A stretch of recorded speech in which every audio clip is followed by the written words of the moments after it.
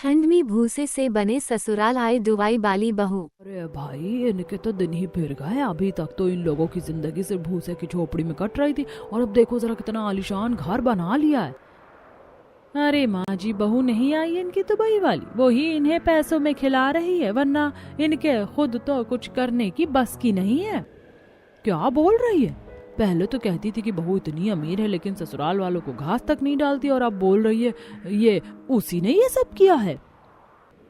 कह तो आप सही रही हैं सुष्मिता जी, पहले तो सब उसे कंजूस और घमंडी बोलते थे, तो अब वो कैसे इतनी न्यौछावर हो गई अपने ससुराल पर। कुछ तो चाल होगी उसकी, बेवजह तो वो इन्हें कुछ नहीं देने वाली। बहू, और किसी की बहू यहाँ तेरे जैसी नहीं है जो किसी काम की ही ना हो, और उस दुबई की अमीरजादी को क्या जरूरत है चाले चलने की। बिल्कुल सही, सुषमा की बहू हमारी बहुओं की तरह निकम्मी नहीं है और कोई आम लड़की नहीं है, वो तो हीरा है जिसे पहचानने में सबने गलती कर दी। हाँ, अमीरी तो सबको अपनी तरफ खींच ही लेती है। अब तो आप उसकी ही बड़ाइयां मारोगी क्योंकि आपकी चाल तो नाकामयाब हो गई। बुरा मत मानिएगा लेकिन आग तो आपके अंदर भी लग रही है। ये बात सच थी कि आज गरीब परिवार की अमीरी आसपास की औरतों को बिल्कुल हजम नहीं हो रही थी। जो अभी तक उनकी गरीबी पर उन्हें चढ़ाती आई थी वो आज खुद शर्मिंदा होकर खड़ी थी, और ये सब आखिर हुआ कैसे था वो तो कहानी को पूरा देखकर ही पता चलेगा। ओह, ये ठंड आखिर कह क्या रही है। इस भूसे की झोपड़ी में हर साल ये ठंड श्राप की तरह लगती है, और ऐसे में हमारे पास न गर्म कपड़े हैं और ना ही कोई रजाई कंबल है। हाँ माँ, आज कितनी ठंड बढ़ गई है और आगे तो और पड़ने वाली है। सारी जिंदगी हमने इसी भूसे की झोपड़ी में गुजार दी और भैया से भी कितनी आस लगाई थी, लेकिन उन्होंने भी हमें कुछ नहीं दिया। नाम मत लिया करो उसका, दुबई जाकर मर गया है वो। सिर्फ शुरू के दिन उसने हमें कुछ सुखाली दिखाई और अब हमें ये तक नहीं पता कि वो जिंदा है भी या नहीं। अजी, ऐसा क्यों बोल रहे हैं? आखिर है तो वो हमारा ही बेटा ना, आप ऐसी बातें मत कीजिए। हर साल उस गरीब परिवार की भूसे की झोपड़ी में हर मौसम हर दिन एक नया इम्तिहान था। जहां आसपास हर तरफ पक्के मकान बने हुए थे, वहां उस गरीब परिवार की एक अकेली भूसे की झोपड़ी खड़ी थी, जिसमें एक पल का सुकून मिलना भी किस्मत की बात थी। किसी तरह सोहनलाल ने अपने बेटे देव को पढ़ाया लिखाया, जिसके कारण देव को दुबई में जॉब मिली। इस पर पूरे परिवार ने नए सपने सजाए, लेकिन कुछ ही दिनों बाद देव ने उनसे संपर्क करना ही खत्म कर दिया। माँ, बाबा, मैंने आपके लिए काम से कुछ पैसे बचाए थे, जिससे मैं ये सस्ता सा कंबल ले आया हूँ, आप इसे ओढ़ लीजिए। ठंड में आपका इस तरह रहना ठीक नहीं है। रवि बेटा, एक तू है और एक तेरा बड़ा भाई, उसने हमारे साथ साथ तेरी जिंदगी भी बर्बाद कर दी। हमें तुझे पढ़ा लिखा कर कामयाब करना चाहिए था, हमसे गलती हो गई। माँ, अब जो हो गया सो हो गया, अब आप उसकी चिंता करना छोड़ दीजिए। आखिर कब तक हम इन्हीं बातों पर रोते रहेंगे? अब हमें जिंदगी में आगे बढ़ना होगा। रवि ने इतना बोला ही था कि तभी उसके घर के बाहर एक बड़ी गाड़ी आ खड़ी हुई, जिसे देखकर गरीब परिवार हैरान हो गया। लेकिन जैसे ही उसे देव बाहर आया तो सभी को इतने दिनों बाद उसे देखकर अपनी आंखों पर ही विश्वास नहीं हुआ। देव, क्या ये तू ही है? हाँ, ये मैं ही हूं माँ, आपका बेटा देव। बेटा, तू सच में आ गया? तू हमें छोड़कर क्यों गया था? तूने हमें यहाँ मर मर के जीने के लिए छोड़ दिया और अरे खुद इस आलीशान गाड़ी में बैठ कर आया है बेशरम। क्यों आया है तू यहाँ पर? बाबा, ऐसा मत बोलिए, पहले मेरी बात सुन लीजिए। मैं किसी को आपसे मिलाने लेकर आया हूँ। इतना कहकर देव ने दूसरी तरफ से गाड़ी का दरवाजा खोला, जिससे एक बड़ी ही सुंदर और काफी अमीर दिख रही लड़की बाहर आई। उसने दुबई के फेमस कफ्तान ड्रेस पहनी हुई थी। उसके ऊपर उसने एक गरम और काफी महंगा श्रग नुमा शॉल डाला हुआ था। उसके कपड़ों से ही उसकी अमीरी साफ साफ झलक रही थी। पूरा गरीब परिवार उसे देखकर दंग रह गया। माँ, यह है रनिया, मेरी पत्नी और इस घर की बहू। आप सभी को मेरा नमस्कार। कैसे हैं आप सब? क्या ये क्या बोल रहा है तू? हमने तुझे इस सब के लिए विदेश भेजा था, तूने वहां जाकर अपने परिवार को एक फूटी कौड़ी देना भी बेहतर नहीं समझा और बिना बताए शादी भी कर ली। आपका गुस्सा जायज है बाबा, लेकिन इसके पीछे एक बहुत लंबी कहानी है। समय आने पर मैं आपको सब बताऊंगा। अरे हमें नहीं जानना तुझसे कुछ भी। चल जा यहाँ से, इससे पहले मैं तुझे खुद यहाँ से भगा दूं। रनिया और देव दोनों चुपचाप पूरे परिवार की बातें सुन रहे थे। माँ के चेहरे पर नाराजगी थी और बाप के चेहरे पर उदासी। बहन नजरें झुकाई खड़ी थी और भाई की आंखों में गुस्सा झलक रहा था, जिसे देखकर देव की जान आधी हो रही थी।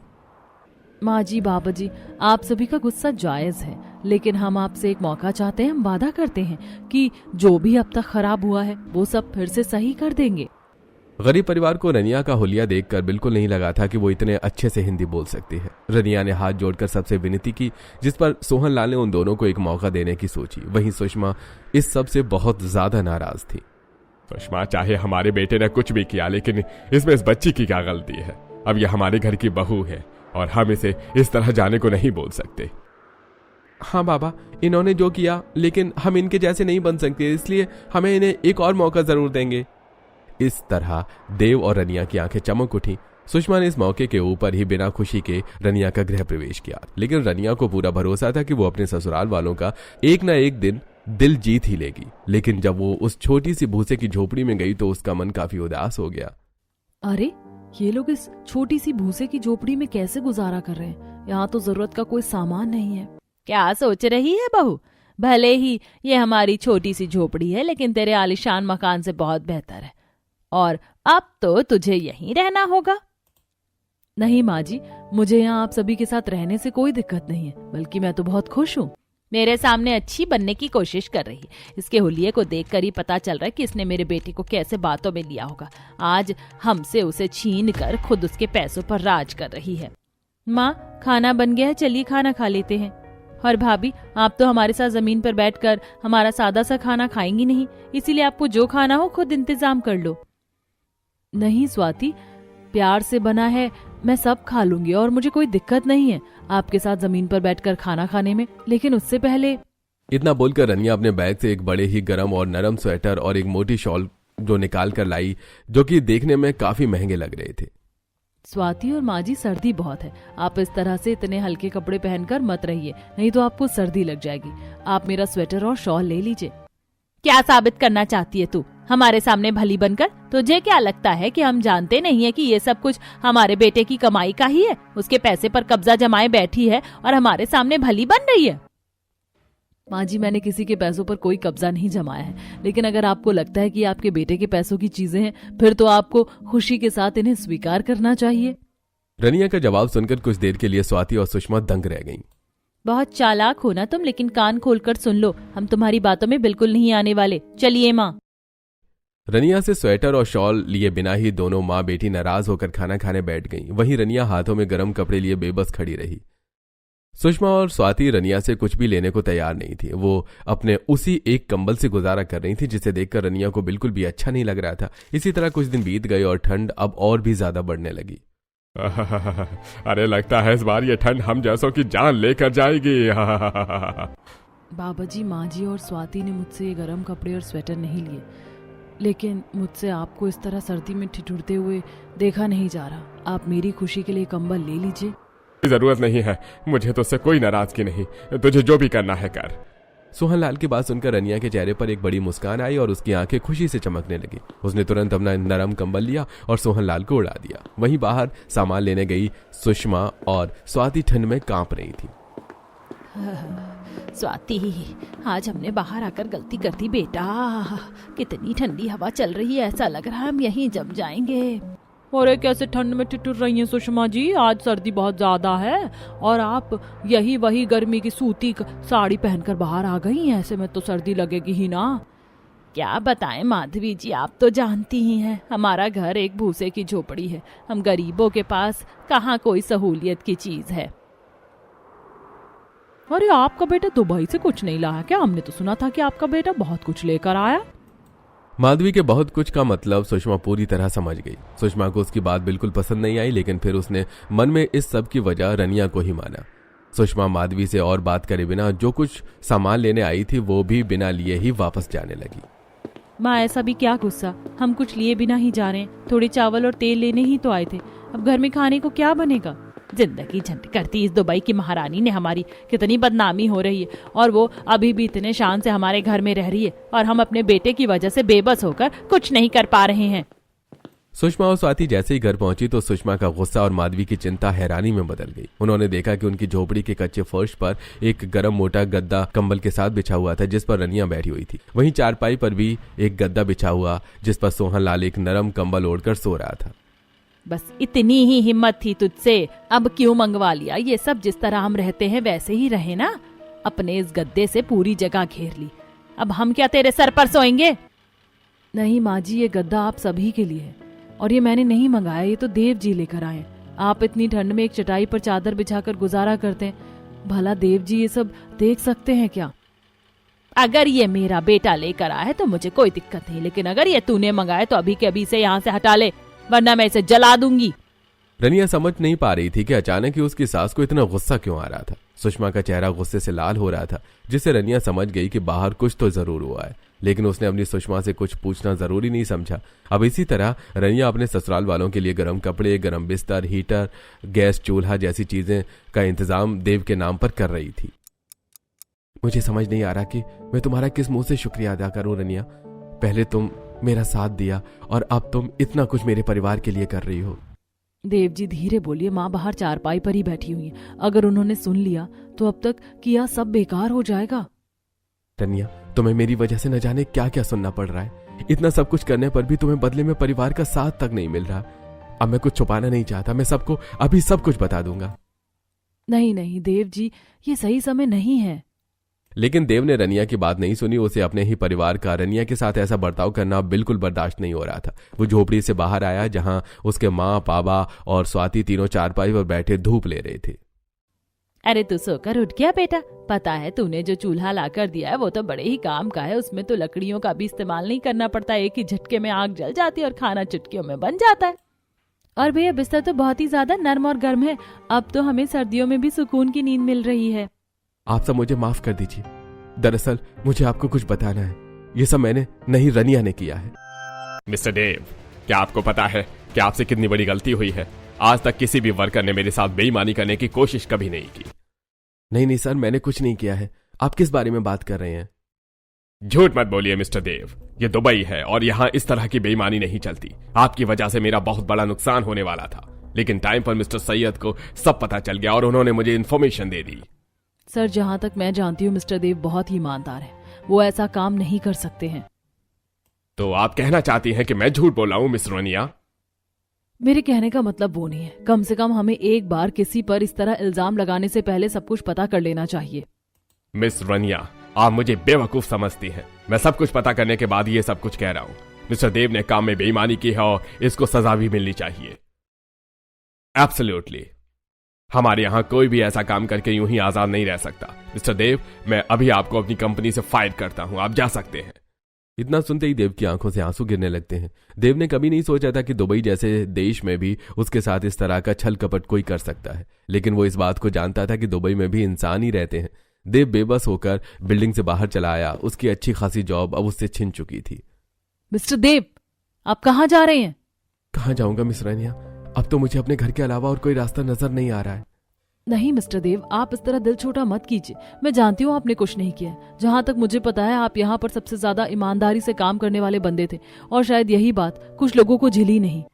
अब जो हुआ सो हुआ, होनी को तो कोई नहीं टाल सकता है ना, इसलिए अब मुझे यहाँ से जाना ही पड़ेगा। लेकिन मुझे ये बिल्कुल अच्छा नहीं लग रहा। मैं इस तरह किसी की बेईमानी का आरोप आप जैसे सीधे साधे इंसान पर नहीं आने दे सकती। बस आप मुझे थोड़ा समय दीजिए और मैं सब कुछ ठीक कर दूंगी। रनिया की कंपनी में साझेदार थे और रनिया उन्हीं से बिजनेस संभालना सीख रही थी। रनिया बेटा, जैसा कि तुमने कहा था, मैंने देव से कितनी बार बात की है। उसकी नजरों में बड़ों के लिए बहुत रिस्पेक्ट है और वो काफी ज्यादा साफ दिल लड़का है। मुझे भी नहीं लग रहा कि देव ने ऐसा कोई काम किया होगा।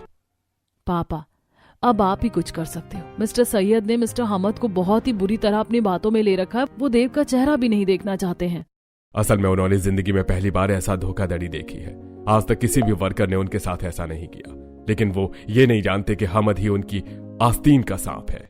रनिया ने अपने पापा से देव को फिर से काम दिलाने के लिए बहुत रिक्वेस्ट की और उसके पापा ने इस बात से राजी हो गए। मिस्टर मलिक को देव काफी पसंद आया। कुछ ही समय में उन्होंने रनिया से पूछकर उसकी सगाई देव से करा दी। इससे देव का काम और आसान हो गया और देखते ही देखते देव की जॉब दोबारा लगने की बात हो गई। मेरी जॉब अभी भी पेंडिंग है, लेकिन मिस्टर मलिक ने मुझ पर भरोसा किया और अपनी बेटी से मेरी शादी करा दी।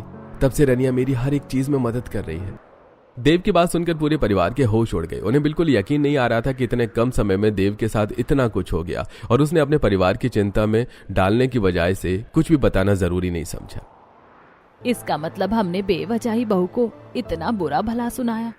उसकी तो कोई गलती ही नहीं, बल्कि वो तो हमारी जिंदगी में एक फरिश्ते की तरह आई और हमने उसे इसका ये सिला दिया। माँ जी आप रोइए मत, इसमें आपकी कोई गलती नहीं है। आपकी जगह अगर कोई और होता तो वो भी यही करता। हमें माफ कर दे बहू, हमने तुझे बहुत सुनाया, लेकिन अब हम जान चुके, हमें माफ कर दे। मुझे भी माफ कर दीजिए भाभी, हमें पहले सच्चाई जाननी चाहिए थी, लेकिन हमने कुछ जानने से पहले आपके साथ बहुत गलत व्यवहार किया। देखिए आप इस तरह रोइए मत और ना ही मुझसे माफी मांगिए। मैं कह रही हूँ आपकी कोई गलती नहीं है, बल्कि आपने तो न जाने क्या क्या झेला है। सच बताऊं बहू, मुझे तो तुझ पर पहले से ही यकीन था कि तू बहुत अच्छी लड़की है, और मेरा यकीन बिल्कुल सही निकला।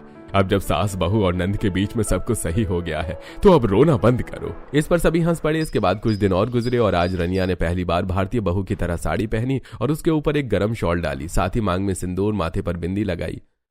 क्या बात है रनिया, आज तो तुम बिल्कुल यहीं की रहने वाली लग रही हो, बिल्कुल भारतीय बहू। आप भूल रहे हैं देव जी, मैं अब भारतीय बहू ही हूँ। अब मैं यहीं इसी तरह अपने ससुराल में रहूंगी। बहू आज तू बहुत सुंदर लग रही, तूने सारी मोहल्ले की सारी बहुओं को फेल कर दिया। अरे किसी की बहू को फेल कर दिया? आपकी बहू ने सुषमा जी। अचानक से अर्चना को अपनी बहू रीना के साथ इस तरह अंदर आते देखकर सभी चौंक गए। अरे रीना जी, आप अचानक अंदर? आइए आइए। अंदर तो हम आ ही गए। वैसे ये बताइए आप किस बारे में बात कर रही थी? ये बोल रही थी कि इनकी बहू ने सारी बहुओं को फेल कर दिया। वैसे ऐसा आखिर किया क्या है आपकी बहू ने? मुझे तो कुछ दिखाई ही नहीं दे रहा। अर्चना और रीना की बात को पूरा परिवार अच्छे से समझ रहे थे। उन दोनों ने हमेशा उस गरीब परिवार को उनकी गरीबी पर इसी तरह की बातें सुनाई और बेचारा गरीब परिवार बेबस होकर उनकी बातें सुनकर रह जाता था। लेकिन आज कुछ अलग हुआ। मैं नहीं जानती कि आप हैं कौन, लेकिन अगर आपको नहीं दिखाई दे रहा है कि मैंने क्या किया है तो आप जरूर अंधी हैं। और अगर आपके पास आंखें हैं तो ठीक से देखिए, जो मैंने अपने परिवार को दिया है वो उनके चेहरों से साफ झलकता है। इस पर दोनों सास बहुओं ने शर्मिंदा होकर सभी के चेहरे देखे जो आज रनिया की वजह से खुशी से चमक रहे थे। इसके बाद दोनों सास बहुओं के मुंह से एक शब्द नहीं निकला और वो अपना ही मजाक बनवाकर वहां से चली गई। अरे वाह भाभी, आपने कितना सही जवाब दिया उन दोनों को। अभी तक तो वो हमें सुनाती ही आई थी और आज उन्हें इस तरह देखकर मेरे दिल को बड़ा ही सुकून मिला। सच में भाभी माँ, उन दोनों के चेहरे देखने लायक थे। चलो चलो, बहुत हो गया हंसी मजाक। मैंने आप सभी के लिए गाजर का हलवा बनाया है, याद है ना? ओहो, तभी तो मैं सोचूं कि मेरी नाक में इतनी अच्छी खुशबू आखिर कहाँ से आ रही है। अजी आप भी बड़ी अजीब बातें करते। भला खुशबू नाक में आएगी, कानों में तो आने से रही। और हलवा पेट में जाएगा।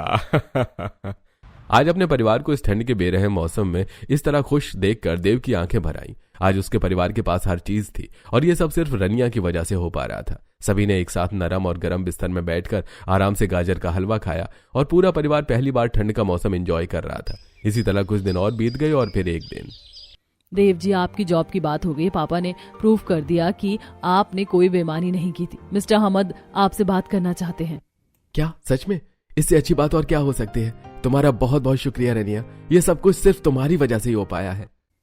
आप इसके हकदार हैं, एम्प्लॉय से मिस्टर देव। रनिया को इस तरह बोलते देखकर देव को हंसी आ गई। वहीं उसने ये खुशखबरी पूरे परिवार को दी, जिससे पूरा परिवार खुशी से झूम उठा। अब देव को काम के सिलसिले में दुबई वापस जाना पड़ा। वहीं रनिया अपने ससुराल वालों के साथ ही रह रही थी।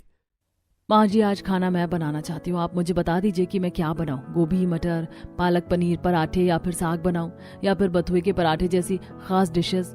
बहू, तू मुझे पहले ये बता कि तू दुबई की रहने वाली है, फिर भी तुझे भारत की हर एक चीज के बारे में आता है? खाना, कपड़े, भाषा, सब कुछ।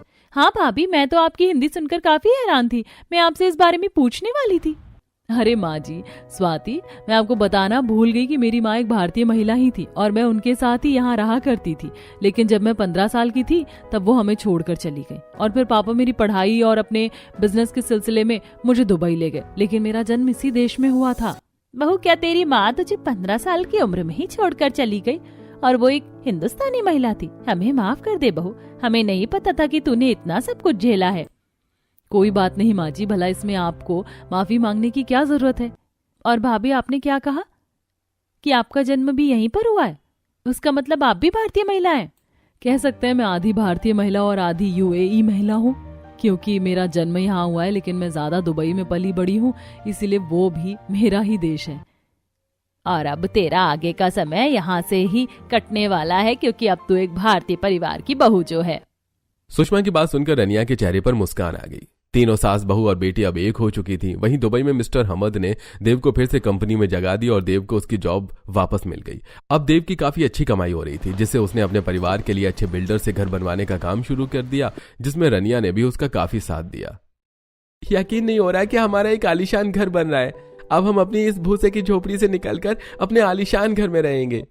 हाँ, अब हमारी जिंदगी ने एक नया मोड़ लिया है और तू अपनी बातों से नजर मत लगा देना। अरे बाबा, क्या कह रहे हैं आप? भला मेरी बातों से भी किसी की नजर लग सकती है क्या? रवि, इस समय तेरा चेहरा देखने लायक बन रहा है। सच में। रुक, मैं अभी मेरे नए फोन में तेरी फोटो लेती हूँ। स्वाति ने रवि की फोटो लेना शुरू कर दिया। वहीं रवि अपने मुंह को छुपा रहा था। सोहन लाल और सुषमा दोनों नरम बिस्तर पर बैठे हुए थे। अब ठंड भी कम होती जा रही थी। वहीं उनका घर भी अच्छे बिल्डर की वजह से बहुत तेजी से बन रहा था। कुछ ही महीनों में उनका मेन फ्लोर बनकर तैयार हो गया और गरीब परिवार उस भूसे की झोपड़ी को छोड़कर पहली बार अपने आलीशान घर पहुंचा। यकीन नहीं हो रहा ये हमारा घर है। कभी नहीं सोचा था कि हमें कभी ऐसा घर भी मिलेगा। माँ जी, अभी तो इसमें और काम चल रहा है, बस कुछ समय और फिर ये 2 मंजिला बड़ा घर बनकर तैयार हो जाएगा। कभी कहाँ इस मोहल्ले में बड़े बड़े घरों के बीच हमारी एक भूसे की झोपड़ी थी, और कहाँ अब हमारा घर सबसे बड़ा है, वो भी सिर्फ हमारी बहू की वजह से। अपने सास ससुर के मुंह से तारीफ सुनकर रनिया को बहुत ज्यादा खुशी होती थी। उसे जो परिवार का साथ चाहिए था वो उसे अब मिल चुका था और उसके बदले वो किसी भी चीज को कुर्बान करने को तैयार थी। आपने जो मुझे दिया है उसके आगे तो ये कुछ नहीं। मुझे ना जाने कब से एक परिवार के साथ की तलब थी और आज मुझे वो सिर्फ आपकी वजह से ही मिला है। अब जिस परिवार ने सिर्फ दुख उठाए, आज उनके दरवाजे पर कभी न खत्म होने वाली खुशियों ने दस्तक दी थी और ये उनके ऊपर हंसने वालों के मुंह पर एक करारा तमाचा था। अरे भाई, इनके तो दिन ही फिर गए। अभी तक तो इन लोगों की जिंदगी से भूसे की झोपड़ी में कट रही थी और अब देखो जरा कितना आलीशान घर बना लिया है। अरे माँ जी, बहू नहीं आई इनकी दुबई वाली, वो ही इन्हें पैसों में खिला रही है, वरना इनके खुद तो कुछ करना बस की नहीं। क्या बोल रही है? पहले तो कहती थी कि बहू इतनी अमीर है लेकिन ससुराल वालों को घास तक नहीं डालती, अब बोल रही है कि उसने ये सब किया है। क्या तो आप सही रही हैं अर्चना जी, पहले तो सब उसे कंजूस और घमंडी बोलते थे, तो अब वो कैसे इतनी न्यौछावर हो गई अपने ससुराल पर। कुछ तो चाल होगी उसकी, बेवजह तो वो इन्हें कुछ नहीं देने वाली। बहू, और किसी की बहू यहाँ तेरे जैसी नहीं है जो किसी काम की ना हो, और उस दुबई की अमीरजादी को क्या जरूरत है चाले चलने की। बिल्कुल सही कहा, सुषमा की बहू हमारी बहुओं की तरह निकम्मी नहीं है और कोई आम लड़की नहीं है, वो तो हीरा है जिसे पहचानने में सबने गलती कर दी। हाँ, अमीरी तो सबको अपनी तरफ खींच ही लेती है। अब तो आप उसकी ही बड़ाइयां मारोगी क्योंकि आपकी चाल तो नाकामयाब हो गई। बुरा मत मानिएगा, लेकिन आग तो आपके अंदर भी लग रही है। ये बात सच थी कि आज गरीब परिवार की अमीरी आसपास की औरतों को बिल्कुल हजम नहीं हो रही थी। जो अभी तक उनकी गरीबी पर उन्हें चिढ़ाती आई थी वो आज खुद शर्मिंदा होकर खड़ी थी। वहीं गरीब परिवार अब अमीर परिवार में बदल चुका था। समय बीता, सर्दियां अब खत्म लगभग हो चुकी थी। माँ जी, हमारा ऊपर वाला पोर्शन भी बनकर तैयार हो गया है। चलिए मैं आपको दिखा लाती हूँ। हमारा आर्टिफिशियल गार्डन भी बनकर तैयार हो गया है। वाह भाभी, सच में गार्डन भी बन गया। अब तो मैं सारा समय वहीं बिता दिया करूंगी। बहू, आज देव भी घर वापस आ रहा है, हम उसी के साथ अपना ऊपर का घर देखने जाएंगे। ठीक है माँ जी, जैसा आप कहें। दोपहर तक देव घर वापस लौट आया। दोनों